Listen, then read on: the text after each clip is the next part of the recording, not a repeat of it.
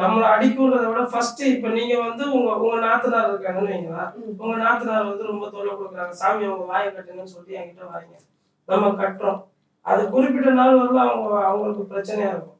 Suppose அவங்களுக்கு time நல்லாச்சுன்னும் போது உங்களுக்கு அது ரிப்பீட் ஆகும்.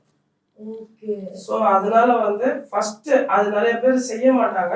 ஃபர்ஸ்ட் உங்களுக்கு செய்ய வேண்டிய பாதுகாப்பு கட்டு பண்ணிட்டு தான் நீங்க யாருக்கு செய்ய சொல்றீங்களோ அதை செய்யணும். நிறைய பேர் அதை பண்ண மாட்டாங்க.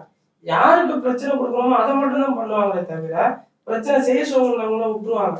அது கொஞ்ச நாள்ல இவங்க பைத்தியம் முடிச்சு போய் சுத்துவாங்க. ஸோ அது நிறைய பேர் நீங்களே பார்த்துருப்பீங்க. ஆமா, இந்த மாந்திரிகத்துல இறங்குனவங்க தவறான ஒரு சாமியார் கிட்ட போய் மாட்டிக்கிட்டவங்க கண்டிப்பா கூடிய சீக்கிரத்துல வந்து பைத்தியம் முடிச்சு போய் சுத்துவாங்க. அப்படி சுத்துனதுக்கு காரணம் என்னன்னா செய்ய கொடுத்த வேலையை மட்டும் தான் அவங்க செஞ்சிருப்பாங்க. இவங்களுக்கு தேவையான பாதுகாப்பு செஞ்சிருக்க மாட்டாங்க. ஸோ அந்த பாதுகாப்பு பண்ணிட்டு தான் அவங்களுக்கு வேலை